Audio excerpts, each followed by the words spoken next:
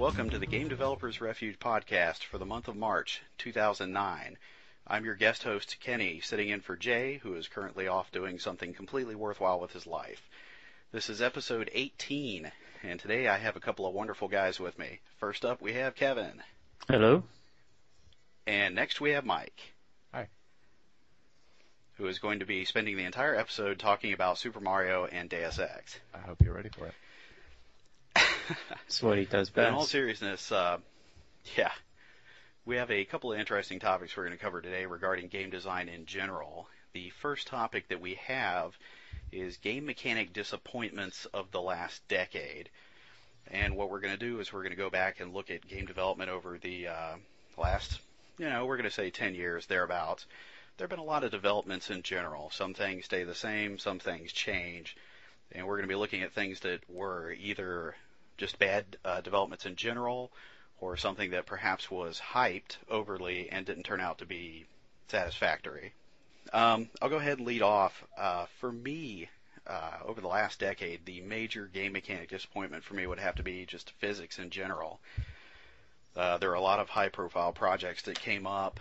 Half-Life 2, for example, was the champion of the whole physics movement initially, and I really feel in general that the idea of physics is a good thing to implement into games, but I think it was hyped into the stratosphere and it really just kind of failed to deliver. I agree with that.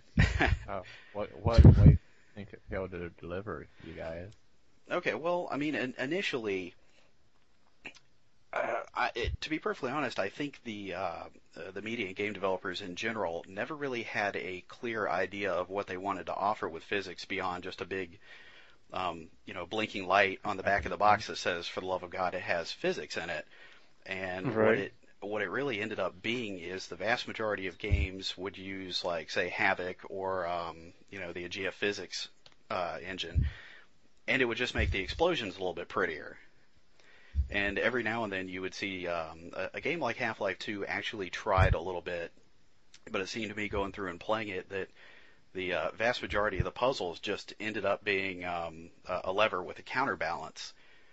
I'd get to an area and I'd have to go up a ramp. Well, I got a ramp, and unfortunately it's tilted in the wrong direction, so I need to go find something heavy to put it on there or throw it on there. Then I've completed the ramp, and then I can move to the next area. And it seems like very, very few games have actually tried to take that a little bit further than just the basic, I want something to explode and I want to see pretty chunks flying all over the place. And too, it also seems like a lot of times when they do have some kind of physics to offer, it really feels like some kind of mini game. It doesn't feel like it's actually part of the core of the game itself, that you're doing anything with. You make a good point. Like you said, you'll come into a room and there's some lever action or something you got to pull or whatever, but the core gameplay doesn't really take advantage of the physics in most games. Oh, I'm glad I'm not the only one. Do you think realistic physics can really offer a whole lot in terms of gameplay ideas? I mean, it'd be nice. I mean, even if it doesn't offer gameplay enhancements, having realistic physics in a game can it can subtly enhance the experience of a game. But how many ways could a developer actually use realistic physics that would really stand out as really innovative? I was wondering if you guys played World of Goo. No, but no. I have played Crayon Physics Deluxe. I haven't played World of Goo yet, though. Same kind of thing. I think Crayon probably gives you a little more freedom. It's a little more sandboxy, but World of Goo, the whole concept of the game is based on the physics, and I think actually that's probably the one exception I've seen so far, and since all this physics stuff started becoming a big hype thing. About this World of Goo, explain to us how it uses physics and in what ways it succeeds and in which ways it falls short. Well, the entire game has you building things basically out of these little globs of snot.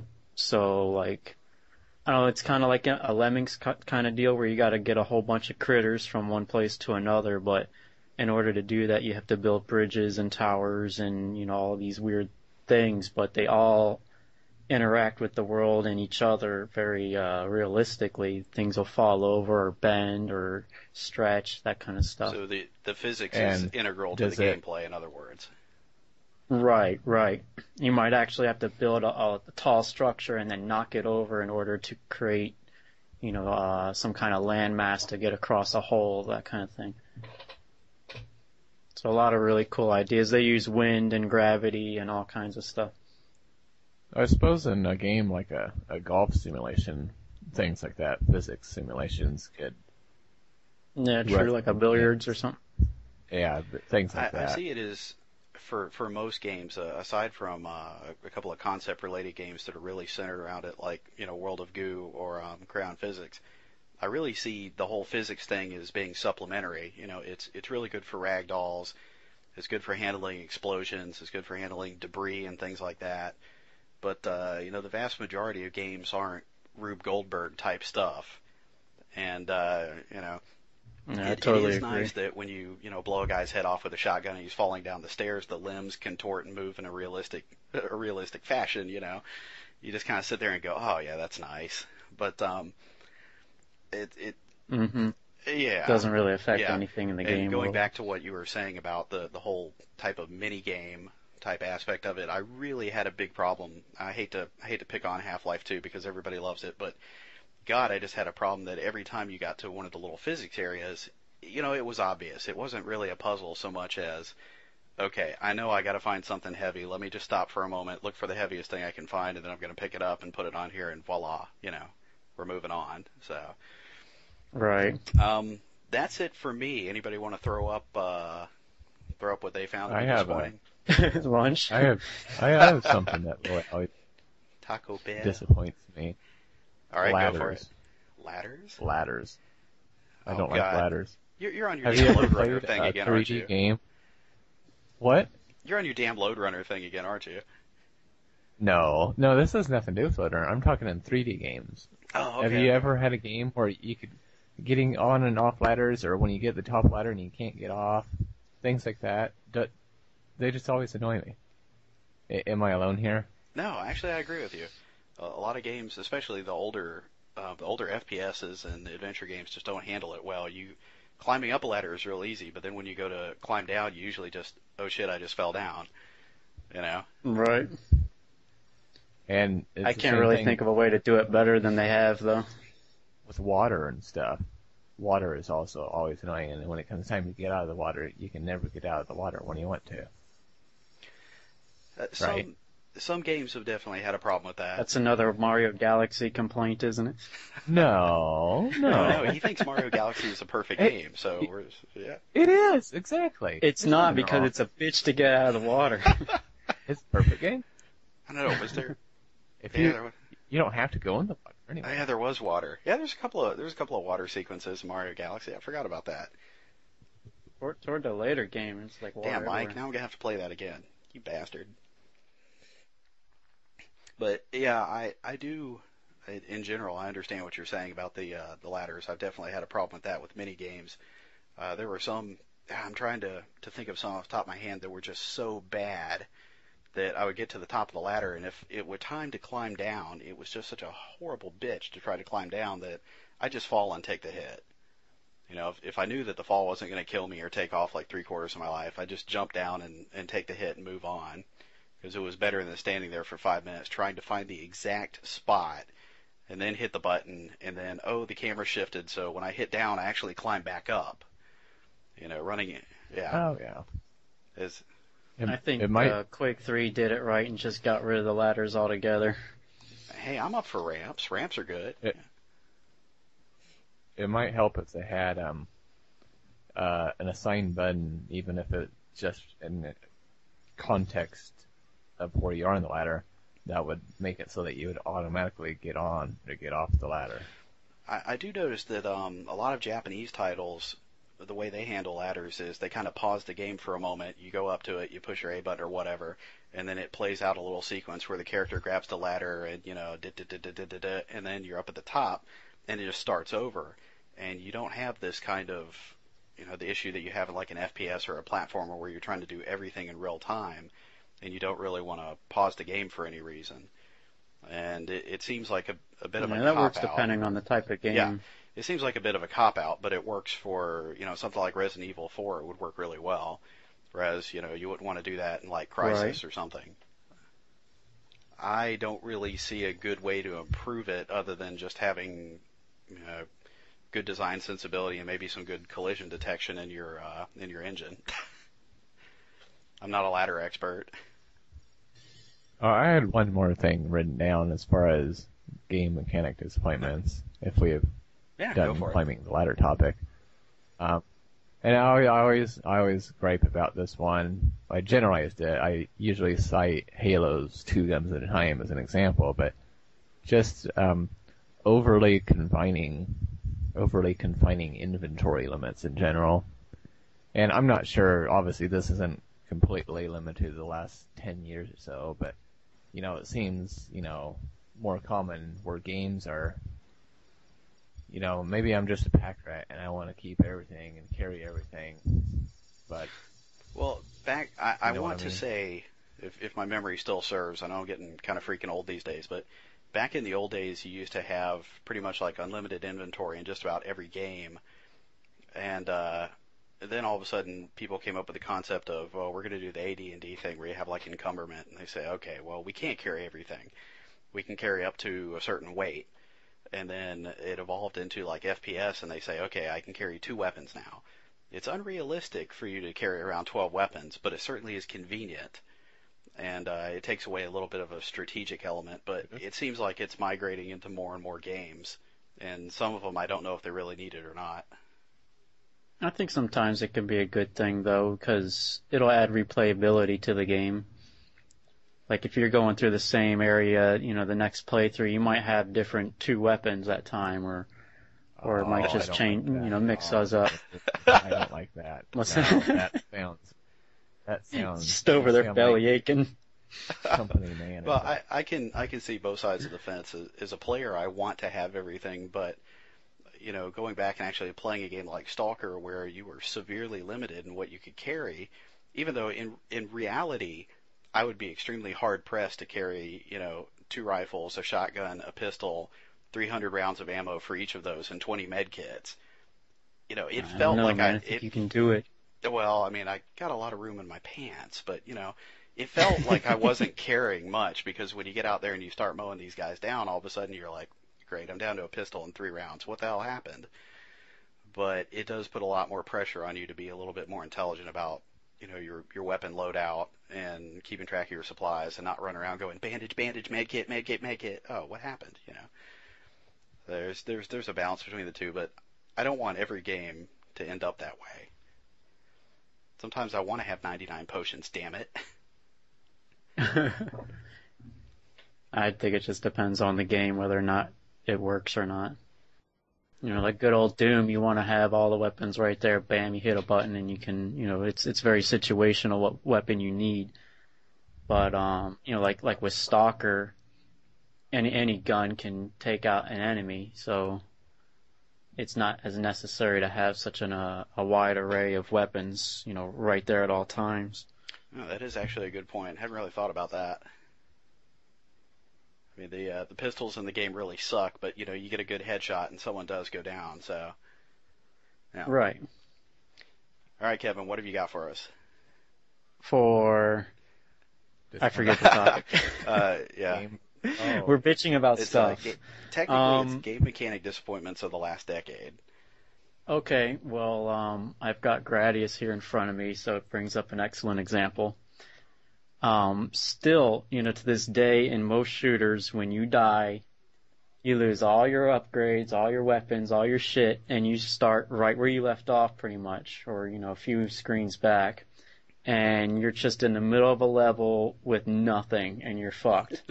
So even if you got, 12 free guys sitting there to use, you're just gonna die 12 fucking times, and then you're back at the title screen. That's number one. And another thing I'm starting to see is with our beloved Wii, some developers seem to just be throwing the motion controls in there when they really don't need to. Amen to that. They got, just like a regular attack button, instead of hitting A to attack, now you're swinging a remote, but the way you swing doesn't necessarily affect how you're attacking, so it's really just pointless. A lot of times I kind of wish I could just hit the damn A button or something.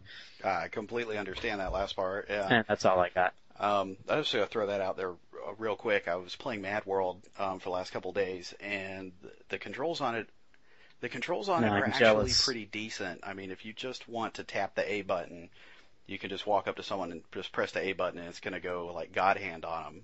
You're just going to unleash combos. And if you want to pick something up, you just hold down the B button. And the rest of the attacks are, you hold down the A button and it actually does that. But the B uses your chainsaw, and you got swipe left, right, swipe up, down. You don't have to do these like huge exaggerated movements or anything like that. And it actually doesn't feel annoying. It feels like, yeah, I am kind of cutting these guys in half with a chainsaw, and ooh, I like that, But like if you swipe upward, does the chainsaw go upward and that kind of thing? And awesome. You actually have see, that's the way it should be done. And you actually have side to side if you're doing like a hook. If you want to do something a bit more powerful than a standard attack, you can swing the remote to the left or right, you'll do a hook, or up down, you can do uppercuts and lower attacks. And then, of course, the individual weapons have their own things, but they're pretty simplistic. But it all comes down to, no matter what you have, if you're barehanded or if you got a weapon and you just want to beat the crap out of someone, just walk up and hit A. You're going to beat the shit out of them one way or another. And that's nice, because I don't want to be sitting here flailing around, like a crazed weasel on acid trying to get through the level. Not to mention, repetitive stress injury and, my good masturbation hand, I can't ruin it or anything. It's all I got, so, Well, that sounds good. That sounds the way it ought to be made. Yeah. I've been playing Okami for the past couple weeks, which is fucking brilliant, but, that's one of them games where every time you want to attack, you got to swing the remote, and, you're doing that like 100 times every battle or something, and it's just really pointless. They could have just used a button. That's pretty disappointing. I was thinking that the Wii integration was only for like the Celestial Brush. I didn't know they had mapped it to attack. That's gay. Yeah.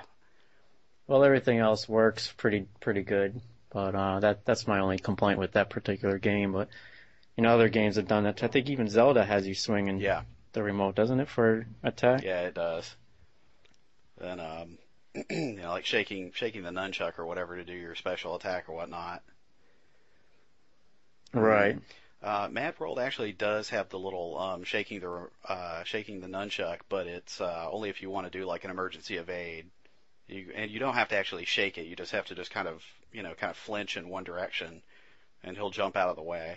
Right. Which is, again, it's nice because it doesn't end up breaking your wrist while you try to do some, like, hopelessly exaggerated repetitive movement.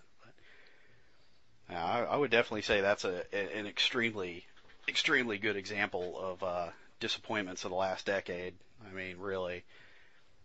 And I feel like the Wii has so much possibility, but most developers just kind of like, we're not going to try. We're just going to poop something out. Hope you buy it. Right. There's a few gems there, though. Oh, yeah, definitely. And we're back. What we're going to do now is we're going to tackle a strange subject. It is called the artistic game design boundaries. And what we're going to do is we're going to try to discuss where we feel the boundaries are between a quote-unquote artistic experience and an actual game, and whether or not we actually think that such a boundary does exist. A boundary certainly exists. Does it really? All right. There's got to be a boundary. Okay, take it away, Mike. Explain. All right. Yeah. I explained during the break that I don't have a lot of direct experience with some of these artistic games / not games, but I know in a general sense what I would perceive the difference between a art and a game. I think the obvious fundamental building block of a game is a character you can control, right? Okay. Now, can you guys think of an exception to that? Perhaps there can be a game where you don't have a character control? God games? But you're controlling the hand in that case, which is kind of a character, right? I think I could. Yeah, I think I'm gonna have to go with Mike on that one. I think even with the God game, you're kind of still controlling someone. So if you can't move, I guess you could boil it down to you have to have input somewhere. So either you have a character you can control, you got Mario running around and jumping into the water, the perfect water, the perfect game, or yes. you have a third person, like a StarCraft game where you don't particularly have a character, but I guess you have a cast of characters and you control them in unison and destroy the position.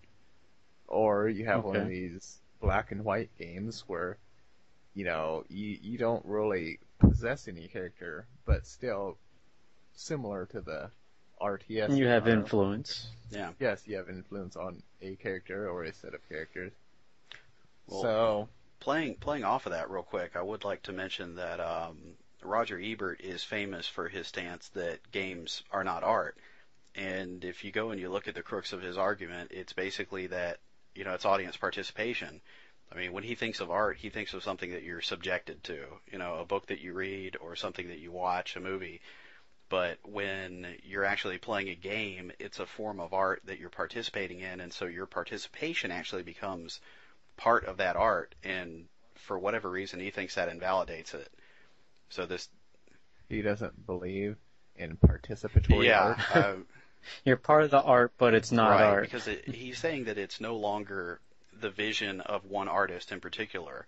All of a sudden, it's something that you're participating in. So it's like you're saying, it's group art. And so his definition of an art necessitates that only one person constructs. Yeah, art. I mean, it's the exact opposite of sex. Okay, sex with one person, not so great. Sex with multiple people, all right. Depends on the people. You got me there. Well, the next thing I wrote down, and I already wrote down two things, so the last thing I wrote down was when you look at the line between what is art and what is a game, you might also look at how, not only do you have to have a character control, but you want to spend the majority of the time actually controlling that character. You have games like the Metal Gear franchise, which has a distinct reputation for cutscene upon cutscene with great length. Oh, right? yes. Anyway, so, I wrote down, in my opinion, as long as it's somewhere around 10 to 20% cutscenes, as long as it's not going too much over that, and this is just an arbitrary number, but that seems like the kind of percentage of non-interaction that I could withstand without thinking, well, this is more watching a movie than playing a game. Yeah, obvious. But I think if you start getting too much past that kind of a range, then you're starting to risk turning it into less of a game and more of just an experience. Something. A game to me seems like something that you play rather than something that you're subjected to. You sit down and, Of course, at the same time, Sure. I do enjoy a little bit of subjection. I like to be subjected to, some story elements, and you can use cutscenes and such in a way that they provide a reward for spending 20 or 30 minutes on a level or longer than that. It gives you something to look forward to sometimes, but you just want to make sure you keep it in check. I would say that, keep going. I think going with your percentage, though, I think it could vary, depending on who the player is or what that player's mood is. He might be in a mood for an adventure game where there's a very deep story and lots of dialogue and all that, but then other times you just want to blow shit up and you don't want to have, all that content, so to speak, just thrown at you. Yes, of course, it's obviously a subjective subjugation. Right. Kenny, you were talking about how you had some specific examples of games that you would like to throw these goddamn games. Oh, they suck so badly. They suck. And which ones? Now, I actually do have a couple of minor tirades. The first one is the game that is not a game, and I remember a few months ago when I played this horrible not a game called You Have to Burn the Rope. And I understand that there's a little satire involved there, but damn it, it's not a game. You run up, you know. Now, explain the principle. Explain the Right. premise of it, because I've Okay. never even heard of this. And You Have to Burn a Rope. It's very self-explanatory. It starts out, and you're in a self-enclosed arena. In this self-enclosed arena, you have your character. It's done like two-dimensional, like Mario style, platformy. You have your character. Mario? Not quite. Don't get your sack all lurching here. It's not quite Mario, but. Does he have a hat? Is he a plumber? I don't really remember. Is his name Mario? Honestly, Is there a turtle? This not a game kind of disturbed me. PD Piranha? No piranhas. Princess? No, but I think at some point, if you hit like a certain set of keys, there's like transsexual midget bondage porn or something, but I don't really remember. It's all very hazy. Rock on. Yeah. But, the whole gist of the game is you're in an enclosed arena, you have your character on the left side, you have this hulking boss character in the middle. You cannot kill him, he cannot kill you. You can sit here and attack this guy infinitely, and he will not die. He can beat the crap out of you infinitely, you will not die. What you have to do is you have to burn the rope. And what you do is you grab a torch off the wall, which conveniently is placed so that you grab it as soon as you walk into the arena. Can't miss it. And then you make a couple of series of very, very simple, can't possibly fail jumps. They're constructed in such a way that, you can't overshoot the jump. And you jump up to the top of the room, and then you run across, and you touch the rope, and at that point it burns it in half, and this huge chandelier falls on the boss and kills his ass. And that's it. I mean, the whole thing's over in like 15 seconds. I call it not a game because there's no possibility of losing. There's no reward for winning. There's no skill involved. There's nothing.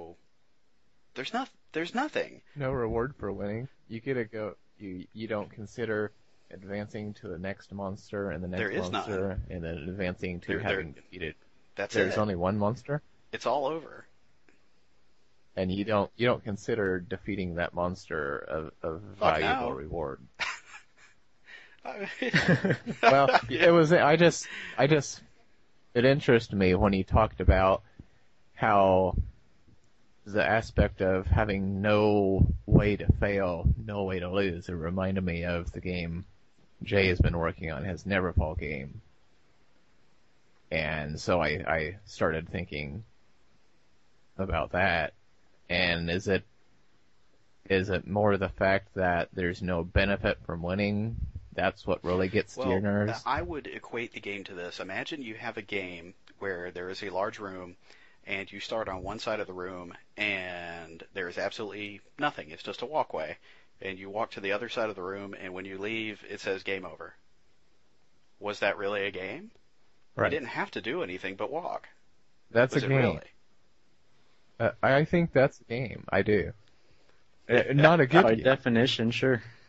Because as from the guidelines we were talking about, that kind of game has a character Indeed it you can does. control, and it has no more than 20% cutscenes. Well, going You by know? those standards, So- that would actually be yes. Going by your standards, game. yes, that would actually be a game. I am not prepared to discuss it at length as far as what I think it would take to turn You Have to Burn the Rope into a game.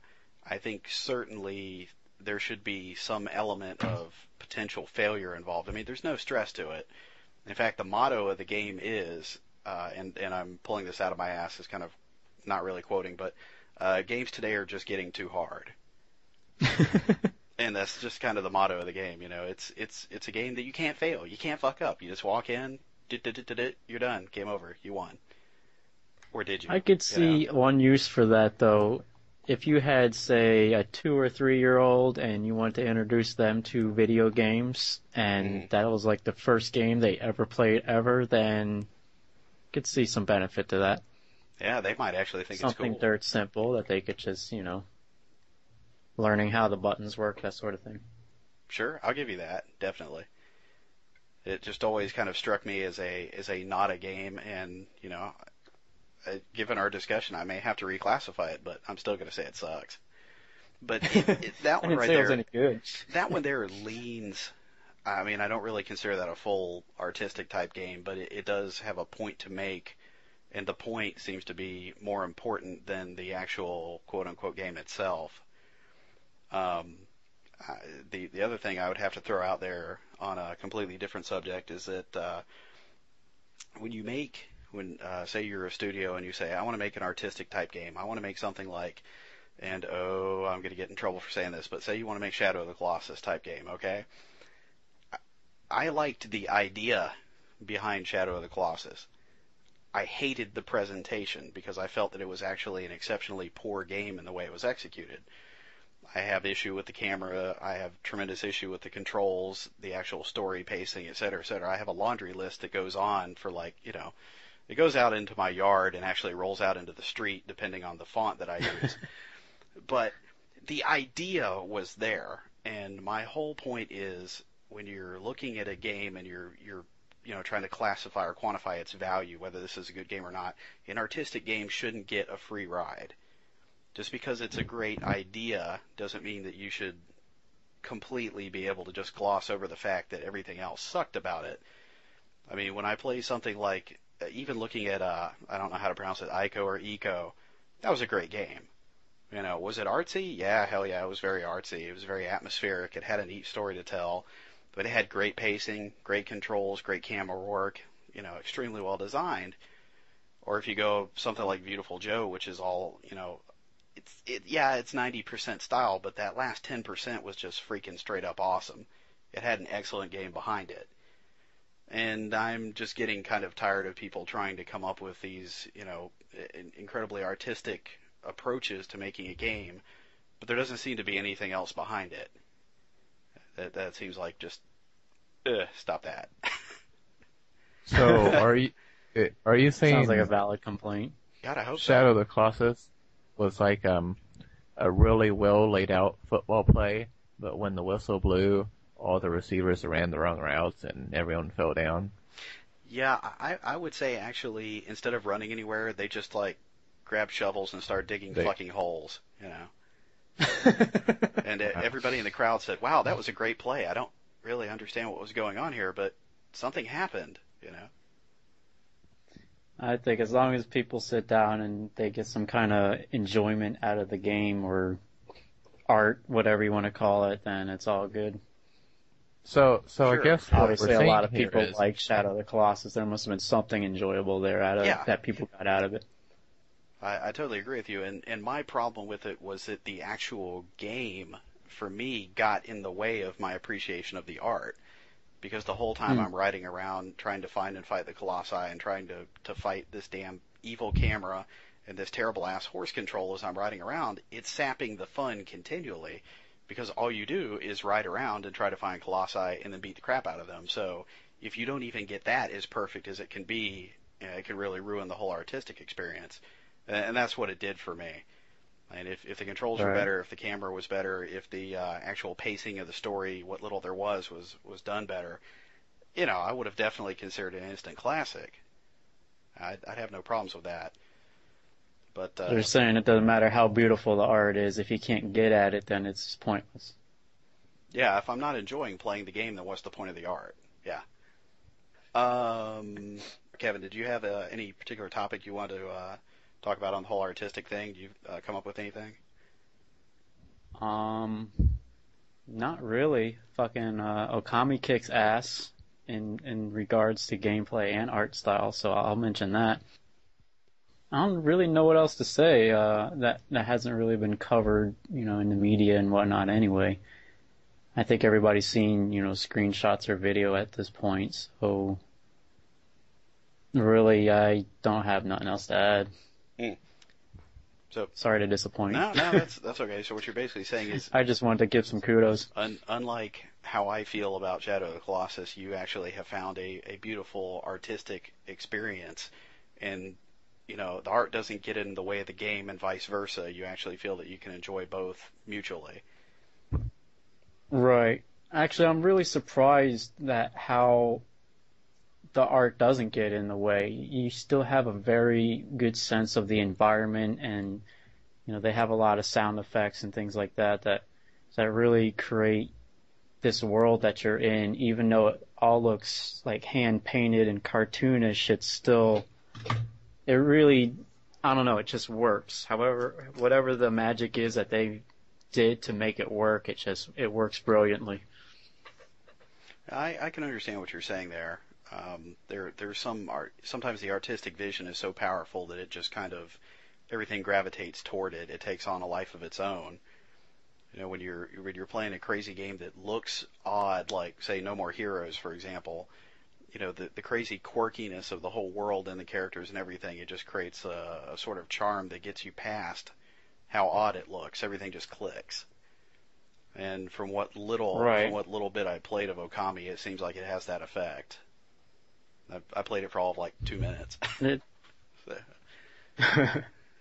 Well, it's kind of like when all the cell shading stuff started coming out, and a lot of games were coming out using it just to follow, you know, the bandwagon that everybody else was jumping on. And a lot of those games, they would have been better had they not used the cell shading, but I think this is one of the few that, you know, they tried a unique style with it and it actually worked. So, I don't know, I think it's just really unique that they were able to pull it off. I would certainly agree that most games would be better if they hadn't used cell shading. Yeah, me too. Right, I mean, I got nothing exciting. against cell shading itself, but, you know, there's some games it's suited for, some it's not. Yeah, but it's like using a cheesy effect or something like bullet time in the movies. I mean, when you're watching a romantic comedy, you don't, you know, she's throwing a dinner plate at his head and all of a sudden it goes into bullet time and all, and you know, you see the plate go over his head and all. It's like, no, bitch, don't do that. Come on, that'd be awesome. Well, I'd endorse okay, that. maybe it would have helped to, like, you know, War of the Roses at the very end. They're having like that epic fight. They're throwing all the cutlery and the china and stuff at each other. Okay, maybe it would have helped, but in my defense, that movie was awfully dark and old. Damn, I'm showing my age. Yeah. Something. We're all getting old. Yeah, it's true. Shit sucks, man. And we're back. Our final topic for tonight is going to be about quality control for the independent developer. How you're supposed to manage your expectations and not shoot for the stars, and at the same time not be able to succeed, and also not underperform and then play your stuff up like it's the greatest thing in the universe. I think Mike has a few ideas on this particular topic, so we're going to let him lead off. Mike, take it away. Yes.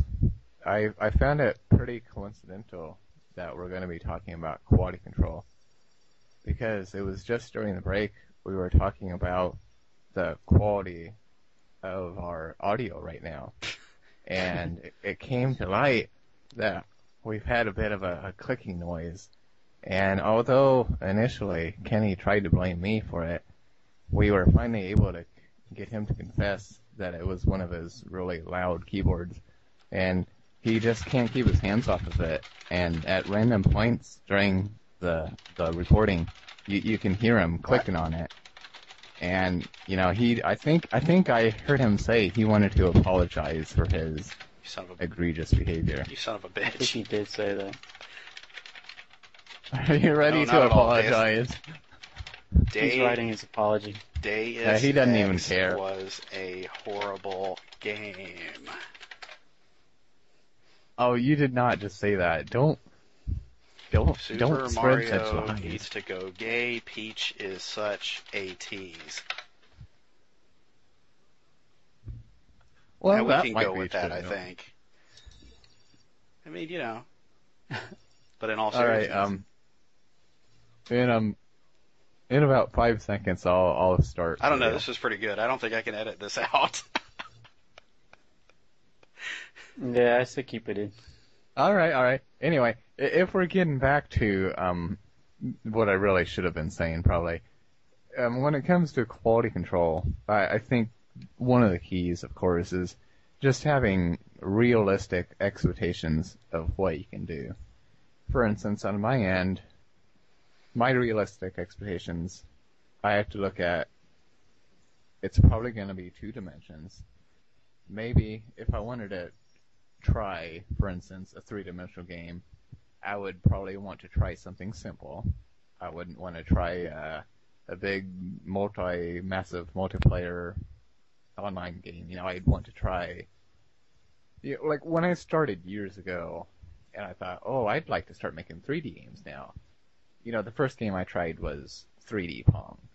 It's just something simple, something that is somewhere within your grasp, within your capabilities. And another thing we talked about was how do you assuage the perfectionist in you?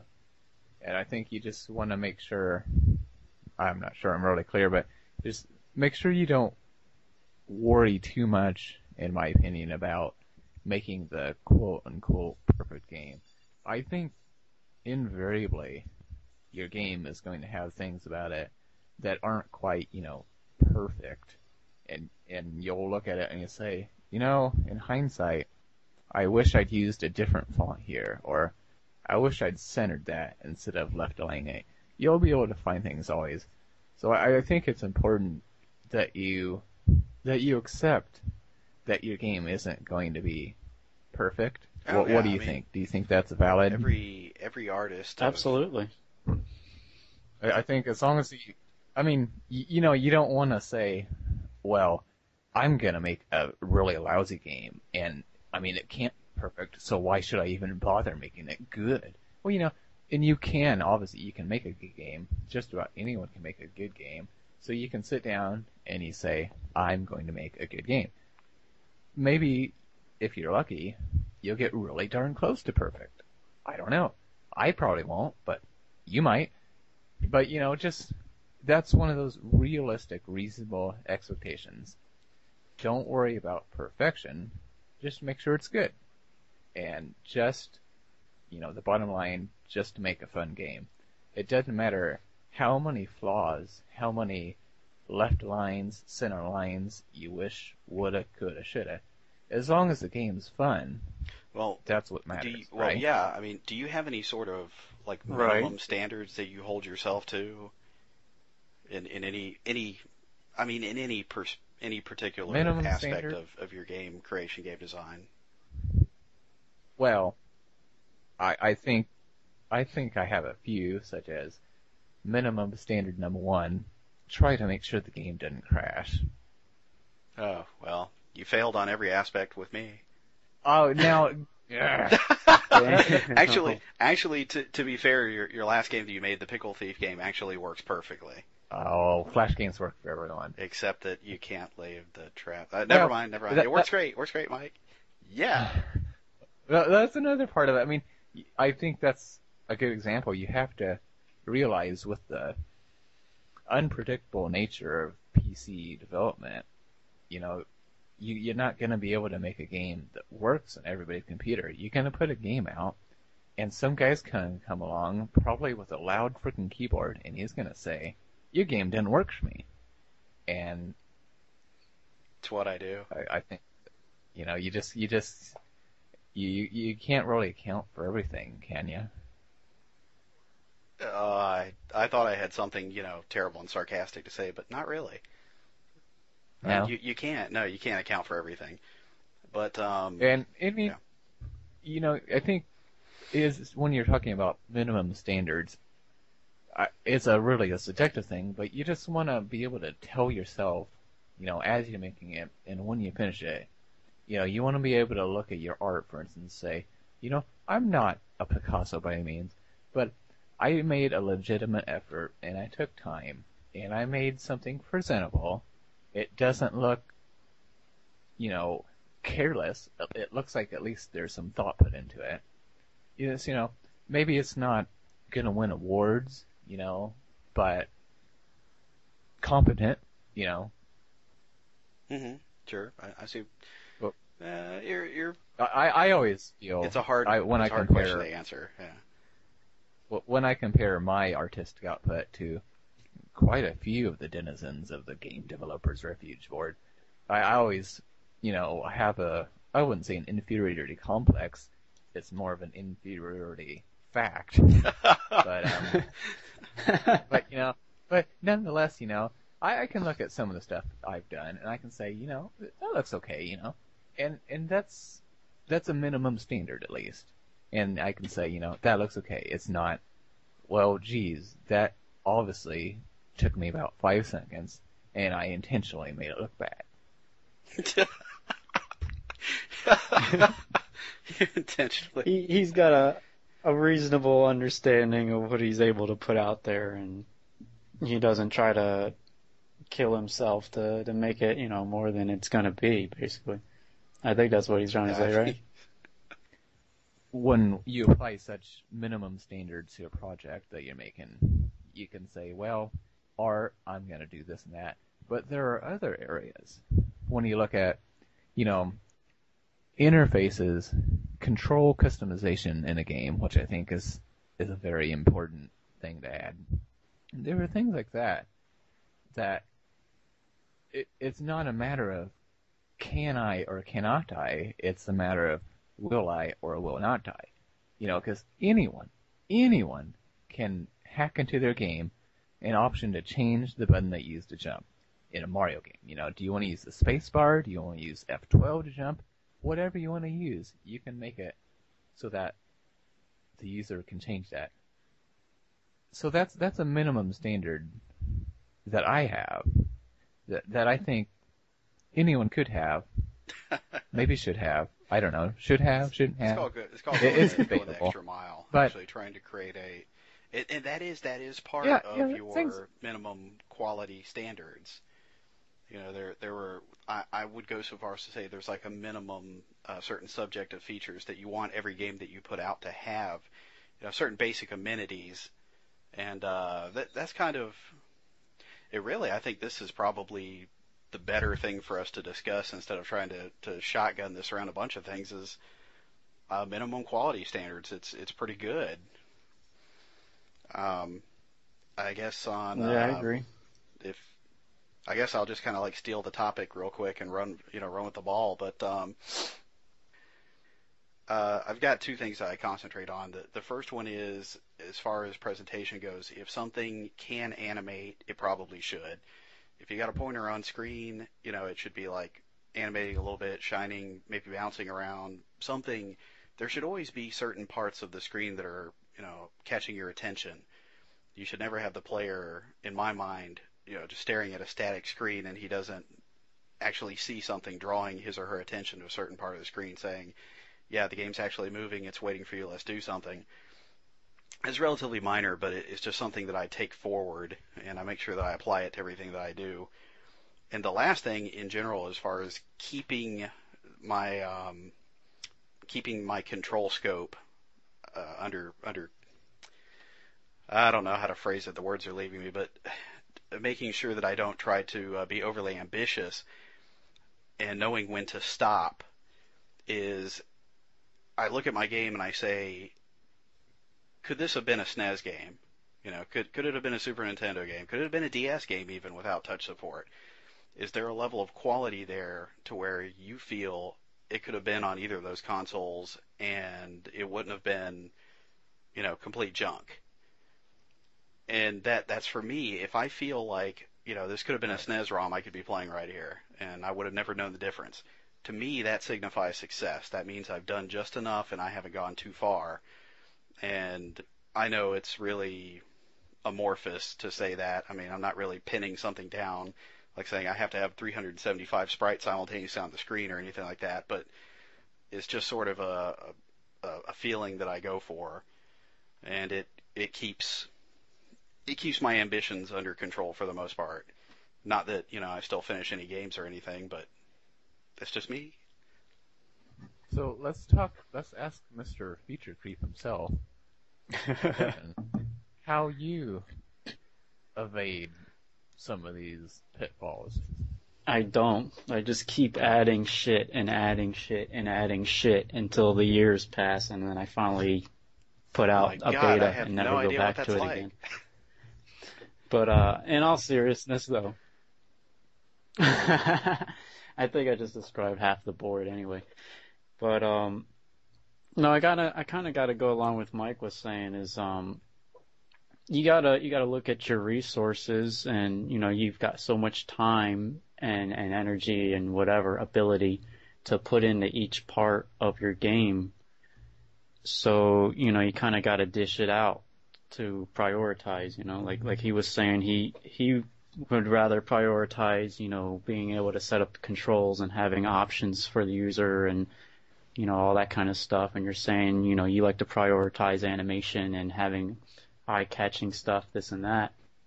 And I think everybody needs to do that. You gotta, like, I know a lot of times I'll be modeling some 3D stuff, and then I'll find that I'm getting real critical about insignificant shit while I'm doing that, and I gotta tell myself it's just a game.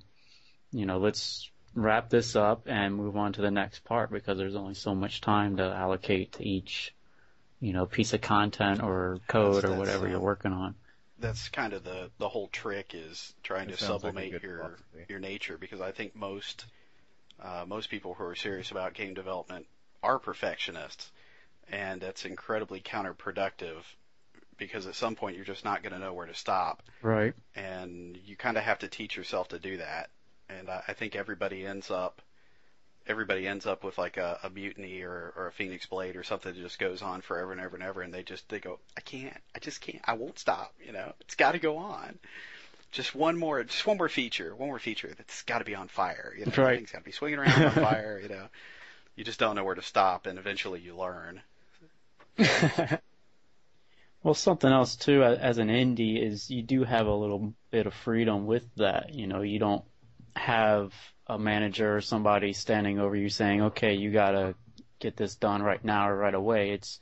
It's not about putting a product out and making money. It's about enjoying what you're doing. So, I think we have a little more leeway with that. If we do want to make it on fire, then, hell, why not? We're having fun doing it, so let's let it on fire. Okay. All right. I think that's all I got. So, I guess the other aspect that you mentioned that pertain to quality control is how do you make sure, as far as these minimum standards go, how do you ensure that you're reaching them? I think it depends on how do you define those minimums, I think, is the real question there. I mean, when it comes to code, obviously you don't want your code to be buggy, you don't want to have, crashes, that kind of thing. So I think your minimum's got to be higher there, but when it comes to artwork, you can probably slack a little more. It's all extremely subjective. I mean, certain things you can nail down, like when I'm putting out a game, for example, I can tolerate up to one known minor bug. It has to be something very minor. But, if I've got 3 or 4 bugs, that's not going to happen for me. I'm neurotic about it. I just have to wipe them out if I know about them. And when I get down to this one last one, it seems like every project has one bug that is just, damn it, I can't get rid of this. I can't. I don't know what it is. I always end up with one bug, and it's usually something very minor. And I'll just leave it in there, and I'll say, well, if I do figure it out a month or 2 from now, I'll patch it. And if not, it's okay. I mean, the project's just 0.01% flawed, but I can live with that. It's easy to quantify that, but go into the whole, like I was saying, could I mistake this for a SNES game? Well, that's 100% subjective. I don't even begin to know. It's just sort of a feel. I'm completely at a loss as to how I'd quantify that. That'd probably be the subject for like a book or something. A book that no one would read. Well, like I said before, at the end of the day, it's just a game, so it's not like lives are going to be lost if one bug or 2 is in there or something. Or jobs, even. In this case, as independent developers. Right. And we're back. Our final segment for tonight is going to be the Juicy Tidbits. It's a rapid-fire segment where we toss out a strange video game-related question, and our participants have to answer it, or we'll kill them. First up, the subject matter. In the history of video games, there have been a plethora of death sequences for players. if you yourself had to die a particular video game death, which one would you pick? Kevin, you're up first. Go, go, go. Oh, shit. Okay, alright. Pilot wings way back in the day. You're skydiving and your chute doesn't open and you splatter all over the ground in a festive manner. That's how I'm going. Yes. What? What? It's perfectly That good. sounds grizzly. It's fast. Hmm? You don't feel the bounce. I'm just I saying. hope Yeah. not. I think it's good. It's a quick and messy way to go. I want Totally. people to remember that shit. I'm down with that. Mike, your turn. Go for it, baby. Do it. Well, geez, I don't know. Oh, Jesus. So many to choose from. Oh, man. And I mean, I guess if I had to choose, And you do. I would go with, in GoldenEye, right? The very last level. Yeah. You go and you kill Baron Samedi, right? And he comes right back. So I'd choose that one. I'll allow it. So you're not dead? Oh, you get shot with the golden gun. That means you're gone, but then he comes right back. It sounds like a desirable. It sounds a heck of a lot better than splattering into the earth from 20,000. You know what? I'll allow it. It's an excellent play. It's an excellent twist on the question. Damn, Mike. Yes. You actually, I'm Damn. impressed. I'm actually impressed. Really, I am. I guess I'm up next. You know, I gotta tell you, if you gotta die, I mean, you may as well die fucking. So I'm gonna pick one of the very first deaths from Leisure Suit Larry 1, where you go in and you have sex with a prostitute, but you forget to use the condom. And, Larry goes in and he does this thing and he, jumps on top of the bed and you see like the little black censored indicator pop up and the bed's moving, all that crap. Then he gets done, he climbs out the window and he rolls out onto the street in the back alley. And suddenly he realizes he has this like horrible, horrible STD and you see like his crotch is on fire and then he falls over dead. And I'm thinking, man, if I gotta go, at least, maybe I kind of enjoyed it a little bit. Tits or something. That's all I got, man. And that's it. Sounds like a reasonable way to go. Damn straight. If you gotta go, I just can't. I can't go there. I can't do that. And that's it, ladies and gentlemen. It looks like it's a wrap. We are closing up the 18th episode of the GDR Podcast. Somehow, I made it through. Next month, I pray to God, Jay will be back, because God knows you don't want to be subjected to this again.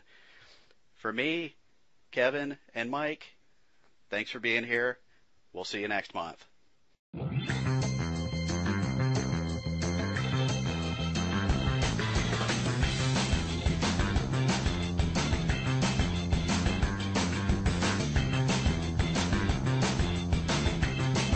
Juicy tidbits. They're so fucking juicy. Okay.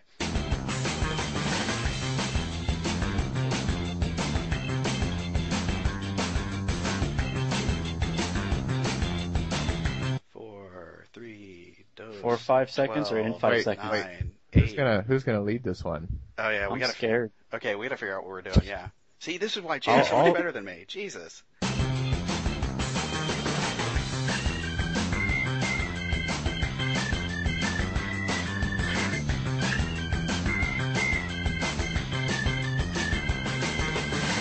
There are certain. Well, The boundary does it. I just kind of fucked that up.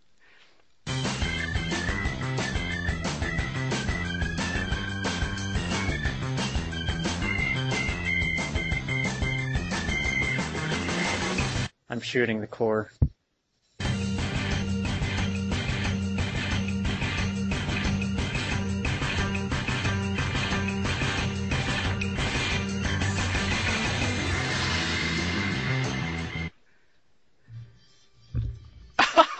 Sweet, the music came on. That was awesome. That was perfect, huh?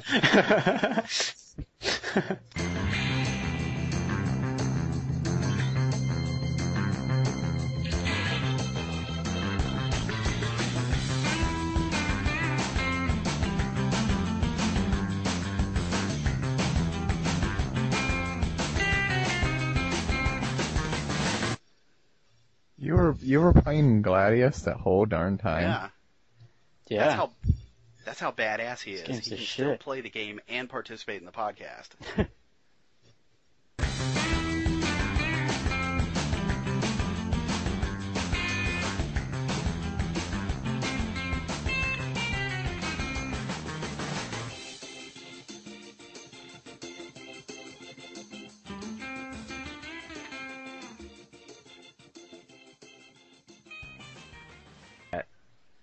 I mean, practice and effort can take you some ways, but there are some aspects of it that are largely. Hold on, we're gonna have to do an edit here. Hold on a moment. You son of a bitch! Get the fuck out! What the hell was that? Get the hell out! Get out!